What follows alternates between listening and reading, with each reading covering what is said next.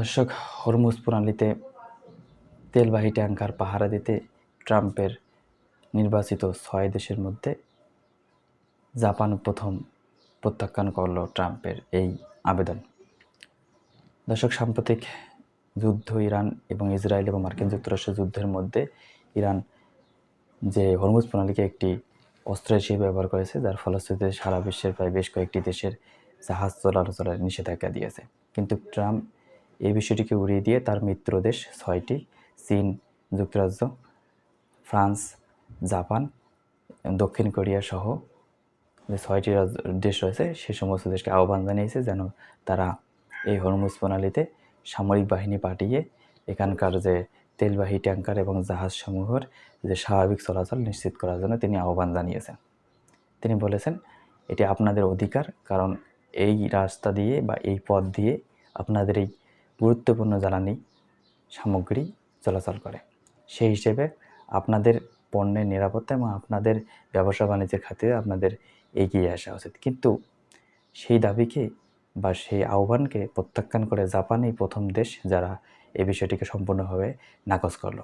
জাপানের প্রধানমন্ত্রী Sanae Takaichi এক বিবৃতিতে তিনি স্পষ্টভাবে জানিয়ে দেন যে হরমুজ প্রণালীতে তাদের যে নৌবাহিনী অর্থাৎ সামরিক বাহিনী মোতায়েনের আহ্বান জানিয়েছেন ট্রাম্প, সেই বিষয়ে তাদের কোনো সিদ্ধান্ত হয়নি এবং বর্তমান সময়ে অর্থাৎ এই বিষয়ে তারা কোনো সিদ্ধান্ত নিতে চান না এবং সেখানে নৌবাহিনী কিংবা যুদ্ধজাহাজ পাঠিয়ে যে সামরিক উপস্থিতি তারা এ বিষয়ে সম্পূর্ণভাবে নাকচ করেছে এবং তারা সেখানে উপস্থিত হতে চায় না। দর্শক, এই যে ইরান ইসরায়েল যুদ্ধের মধ্যে ট্রাম্প আসলে একটি মৌচাকের মধ্যে ঢেল দিয়েছেন, যেখানে তিনি অবশ্যই বিশ্লেষকদের মতে তিনি এই যুদ্ধে অংশগ্রহণ করে অত্যন্ত ভুল করেছেন। কারণ ইরান বর্তমান যুদ্ধ জয়ের পথে এই হরমুজ প্রণালীকে তারা অন্যতম অস্ত্র হিসেবে ব্যবহার করেছে, যার ফলশ্রুতিতে ইসরায়েল এবং মার্কিন যুক্তরাষ্ট্রের জাহাজগুলো সম্পূর্ণভাবে নিষিদ্ধ করেছেন এবং বেশ কয়েকটি দেশকে তিনি ছাড়ও দিয়েছেন।